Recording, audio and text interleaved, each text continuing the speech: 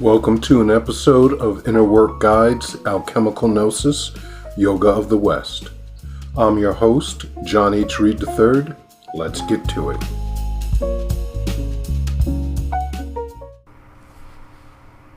This is a series of interviews conducted by Perseus Arcane Academy back in September of 2024.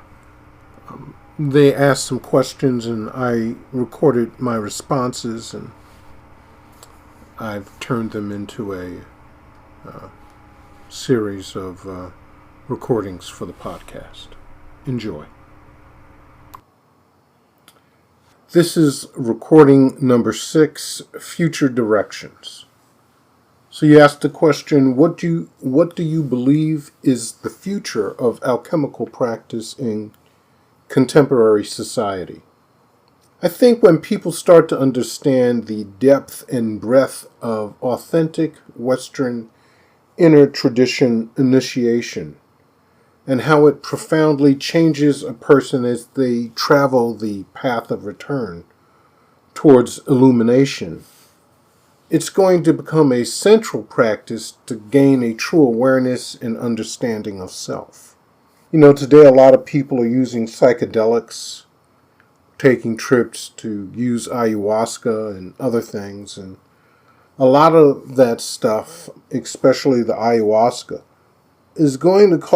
can cause a lot of people to, frankly, evacuate on themselves and vomit. So it can be a very violent experience. The practice of alchemy, of using alchemical products, doesn't do that. There are some things that can act as a purgative, but not in the violent manner that I know happens with ayahuasca. And the visions, the dreams that you experience are very gentle. They are very intense, but again, you're not going through this traumatic experience to have them. You take these products and then there's a nocturnal astral erudition happening. You're taught, you're instructed, you're initiated. That can be enhanced, of course, by seeking out a guide and having them instruct you in what to do. So now you ask, what advice would you give to someone interested in pursuing a path in alchemy today? Well, first thing I would say is I'm going to quote Basil Valentine, and that is, make haste slowly. By that I mean read and study before you try to begin any actual alchemical work. You know, I really can't count the number of times that I've met people, either in real life or on forums, who say, hey, I'm just starting alchemy, and I've never done any kind of laboratory work, but I'm going to distill mercury. That's a recipe for death. Make haste slowly. The first thing I'd say is read my practical course on alchemy that can be found at the alchemywebsite.com/John Reed.html. That's spelled ReidJohnReid. The next book would be The Alchemist Handbook by Frater Albertus, The Alchemical Laboratory Bulletins by Paracelsus Research Society.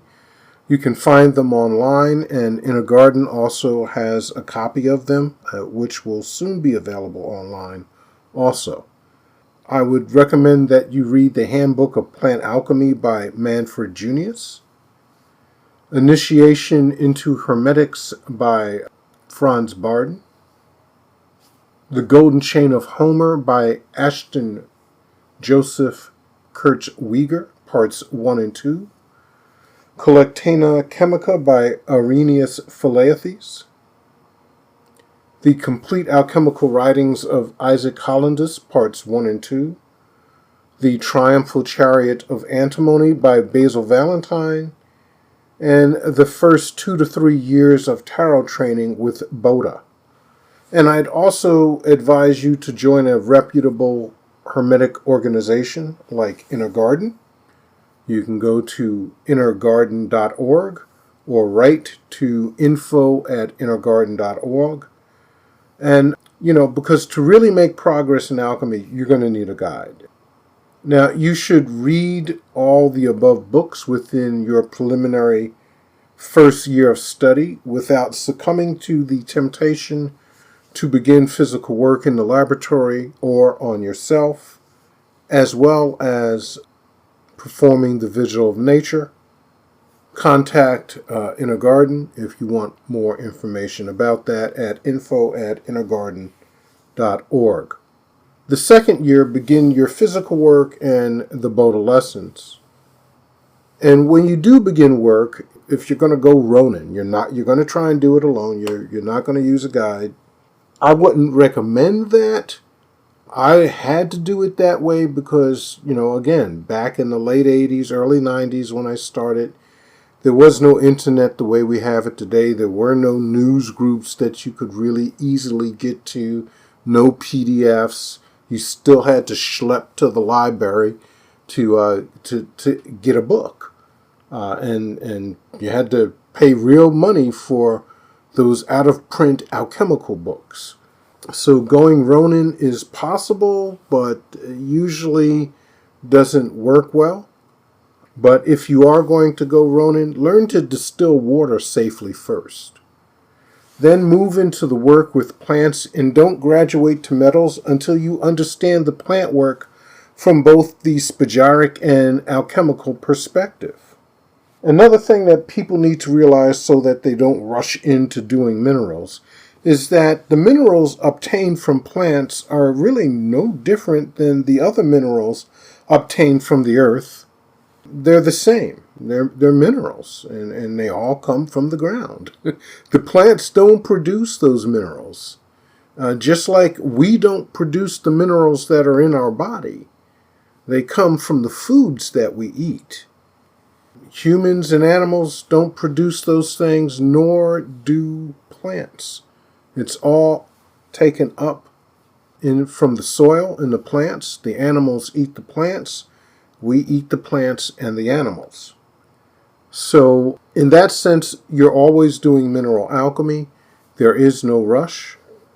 Paul Foster Case also wrote that an adept walks as if eternity is before them and omnipotence is at their disposal. Make haste slowly. I'm telling you, just take it easy. Plants are just safer to learn from and much safer to make mistakes with. Now you ask, what are my future plans with my new website? Well, over a year ago, I needed to discern which direction to move in, whether or not I should move forward with doing a sort of pre-K type of instruction that was not initiation through innerwork.guide, or just concentrate fully on initiating people through Inner Garden. And the only way to really find out about that was to ask, please show me. So the egregore in charge, what was necessary, and this is the alchemical work. It's not unlike what you would do in a laboratory. So the first thing was to create a physical analog for the arcanum to inhabit. And so I went about creating the website for innerwork.guide with information about the two possible choices a person could take. And so the groundwork is laid, and the arcanum would show by the preponderance of which avenue people chose to take, whether it was through Inner Garden or doing work with this innerwork.guide, what direction it wants to go. Now, a lot of people will say, well, you should put more effort into it or whatever, but I asked to be shown, and when you're shown something, you have to be passive. It's not an active thing. Yes, You have to lay the groundwork. It's no different than if you ask an expert to come in, say, in plant alchemy. Well, he's going to come in and teach a seminar, but you're going to have to assemble all the laboratory stuff that he's going to need, the glassware, arrange the place where instruction's going to be. Just provide for the things that are needed. Lay the groundwork so that the teaching can be performed. And that's exactly what I did. And it was shown that the preference was for Inner Garden. So innerwork.guide, the website is gone as of August 2024. And the Inner Work Guide Alchemical Gnosis podcast is going to continue, but the episodes will no longer be weekly. They'll be either monthly or quarterly, depending on the time, because we got quite a few people who joined Inner Garden because of the podcast. And so I have quite a bit of work ahead of me.